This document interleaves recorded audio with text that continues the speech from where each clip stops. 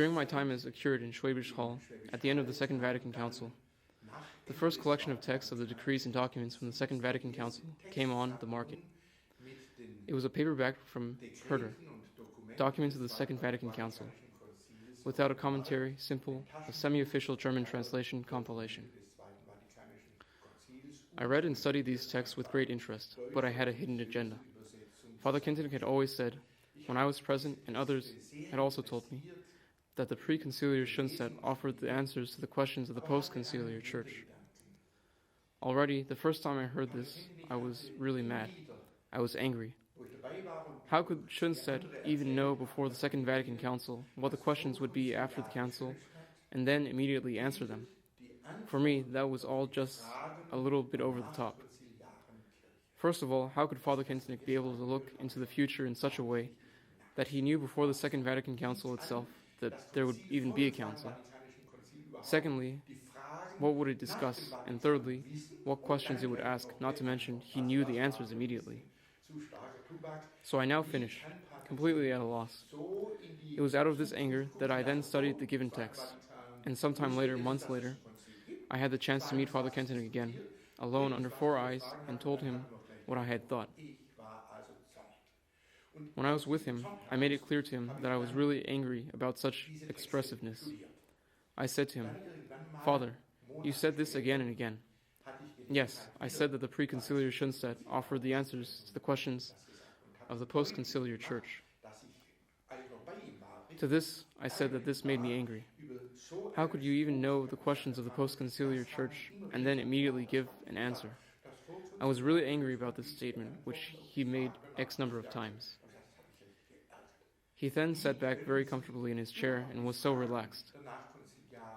The great founder of the Schönstatt movement, politically tested in the concentration camp, and ecclesiastically tested in the 14-year exile by the Church. And here comes this young, rebellious little curate and makes a fundamental criticism. He then said to me in a very friendly way, "What did you do then?" And very subdued, I said, "I studied the council text according to the three questions, which I no longer remember. Three themes about which I hardly knew anything of what you, Father Kentenichped, had said. Full stop. There was nothing more to say on this subject." He was very friendly and relaxed. "So, and what did you discover?" And I, very cold and still grumpy, "That, in some regard to these three questions, you might even be right. And you also might even be right about the thesis." Then he smiled and said, "Now you must study more themes and compare Schönstatt's spirituality with the proclamations of the Second Vatican Council."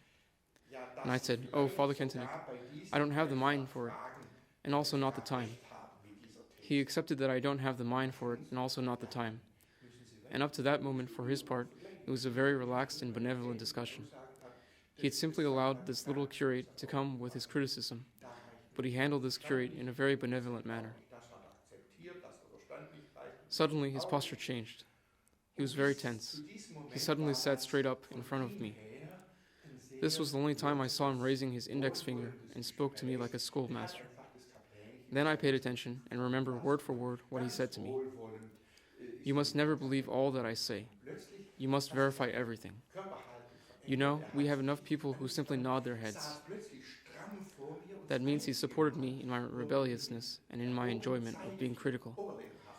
He didn't want people who just nod their heads. He actually complained that there existed in Schönstatt too many people who nod their heads. He was often happy that there were others who questioned critically. "You must never believe all that I say, and you have to verify everything. You know, we have enough people who nod their heads. Don't believe anything and verify everything." He formulated it in this extreme way. This has stayed with me. I have told it hundreds of times in my work with students, with men, and also with priests, also in regard to what I say. "You may not believe all I say. You must verify everything. You know, we have enough people who nod their heads." In the Church of the Diaspora, where each man and woman has to stand on their own, it doesn't work if I just say that mom or dad, or the priest or the bishop or the pope said this or that.